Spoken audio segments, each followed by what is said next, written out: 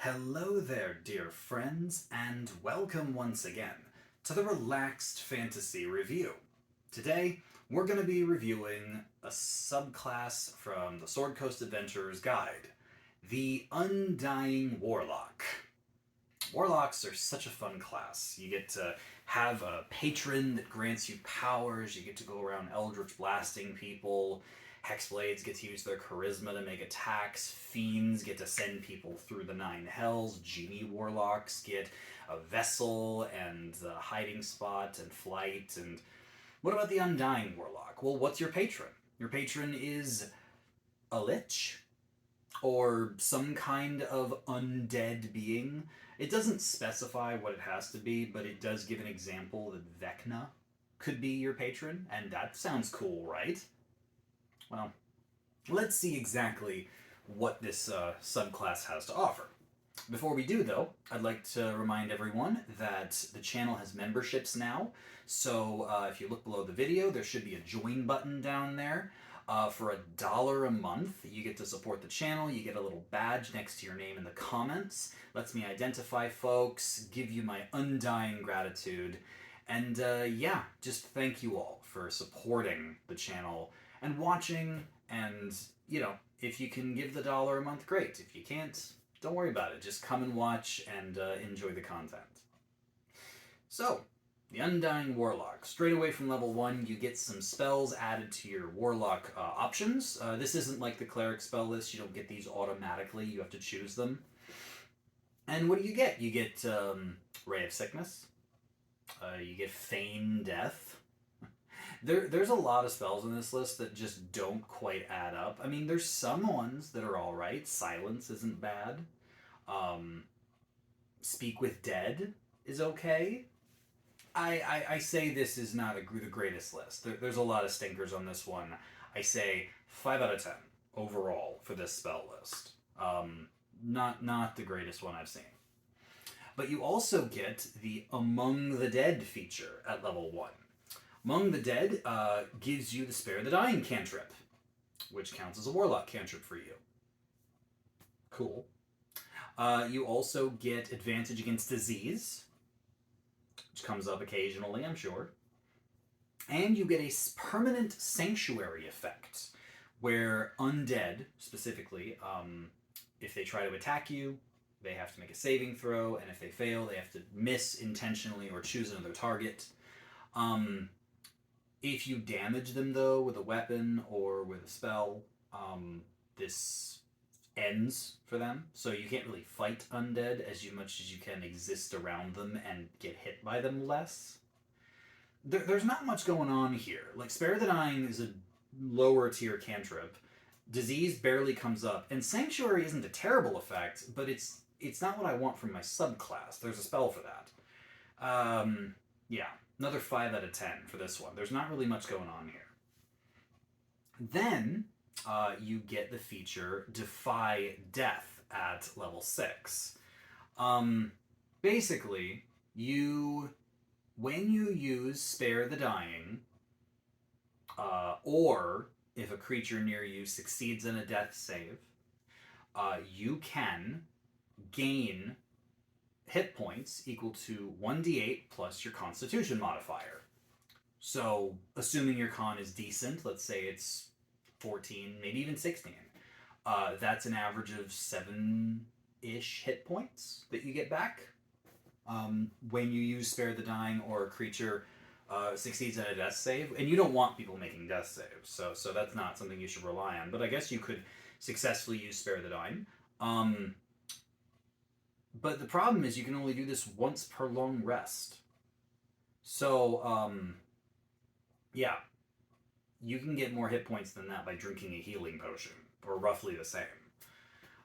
So yeah, for a level 6 feature, this is, like, I mean, it's, I would say it's not nothing, but it kind of is. Like, this is just one of those things that I don't really understand why it's here. Fine. A free healing potion, once per long rest, when you use Spare the Dying on someone. So, 5 out of 10, again. It's not worthless, it's for a level 6 subclass feature, it doesn't do a whole lot.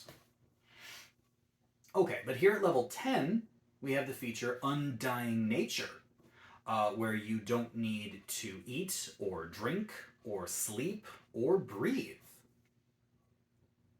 Which I guess you could have gotten if you were a Warforged or any other creature that doesn't need to eat or sleep or drink or breathe. There's a lot of races that just get that automatically. This is actually probably the best feature of the class. Not having to breathe is just permanent underwater. Not having to eat or sleep is nice. You still have to take rests to avoid exhaustion. Oh, and you age slower, where every 10 years you age, you only age for 1 year. That's a fun little roleplay thing. I give this 7 out of 10 for the fact that you now don't have to breathe anymore, so you can go in vacuums or in underwater situations and you're fine. But certainly, I wouldn't say that this is worthy of a level 10 Warlock feature. But it's better than everything else we've seen so far.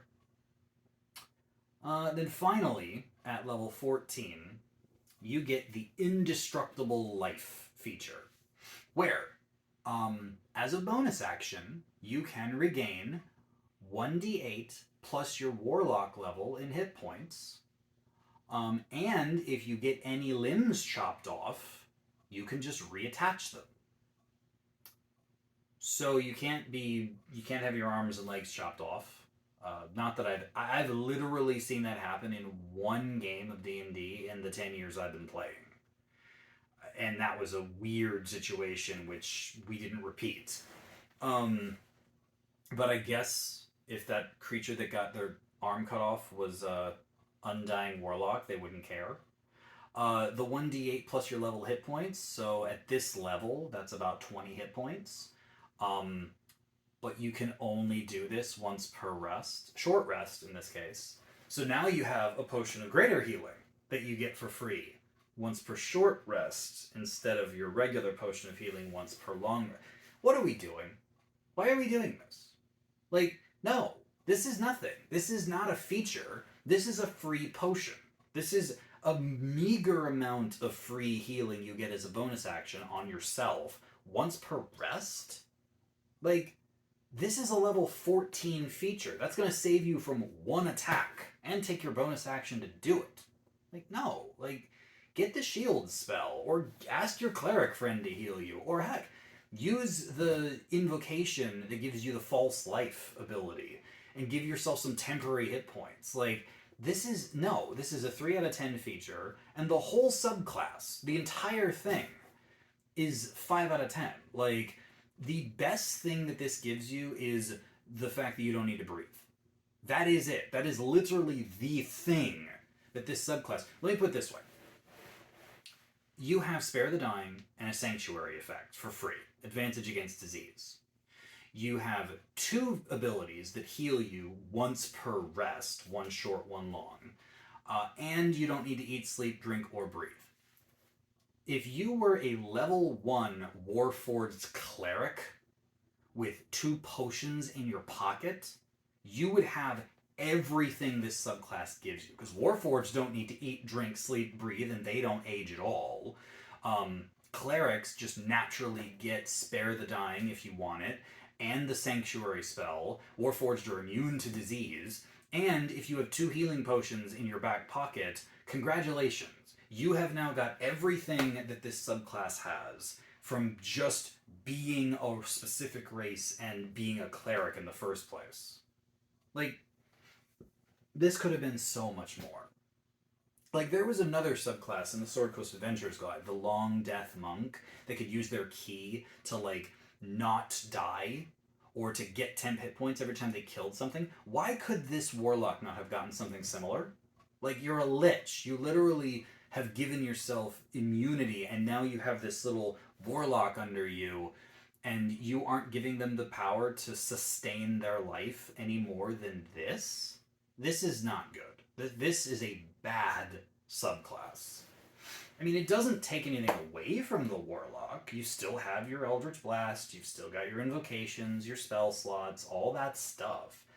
But genuinely, I don't think I would ever play this Warlock. There's no reason to.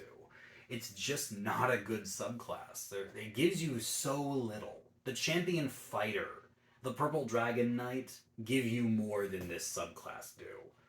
And since basically everything in here can be gotten through a race choice and choosing your ancestry correctly, 5 out of 10 for this one.